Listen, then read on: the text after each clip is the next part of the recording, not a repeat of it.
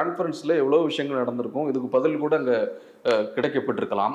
ஆனால் இந்த ஒரு விஷயம் மட்டும் ஏன் செய்திகள்ல வருது, இது இது இது இது திட்டமிட்டு பண்ணக்கூடிய காரணம் என்ன அப்படிங்கிற ஒரு சந்தேகத்தை எழுப்புறாங்க. வருண்குமார் செலக்டிவா அந்த பேச்சு மட்டும் இங்க இருக்கிற ஒரு மீடியா நிறுவனத்துக்கு கொடுத்தாரு, அதனால வந்திருக்காது.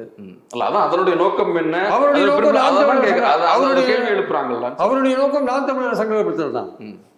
நாம் தமிழர் வந்து அவரை அவங்க சங்கடப்படுத்தி அவங்கள வந்து அவங்களுக்கு ஒரு பிரச்சனையை கொண்டதான் அவருடைய நோக்கமாக இருக்குது. ஆக்சுவலாக வந்து அதை வந்து பண்ண வேண்டிய, இப்படி பண்ணக்கூடாது. ஆக்சுவலாக அவருக்கு உண்மையிலேயே நாம் தமிழர் காரங்க, நாம் தமிழர் கட்சிக்காரங்க அவரை ரொம்ப ஹராஸ் பண்ணுறாங்க சமூக வலைத்தளத்தில் அப்படின்னா அவர் எடுக்க வேண்டிய நடவடிக்கை வேற.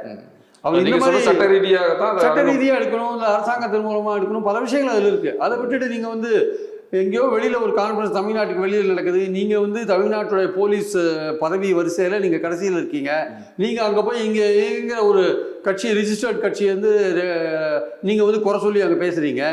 அது வந்து உங்கள் தனிப்பட்ட ஒரு காழ்ப்புணர்ச்சி, அந்த கட்சி மேலே உங்களுக்கு இருக்கிற தகராறுனால நீங்கள் அதை பேசுகிறீங்கன்னு அப்படிதான் இருக்குது. இப்போ சீமான் சொல்ற எங்கூட மோதிரியா மோதிப்பார், நீ எத்தனை வருஷம் பதவியில் இருப்ப, நீ 30 வருஷம் பதவியில் இருப்ப, நாங்கள் இங்கே நிரந்தரமாக நாங்கள் இருப்போம், நீ எங்கிட்ட மோதிரதான் மோதிப்பார், நாங்கள் ரெடியாக இருக்கோம்னு அவர் சொல்கிறாரு. எதுக்கு போய் ஒரு அரசியல்வாதிகிட்ட மோதிரிங்க தேவையில்லாமல்?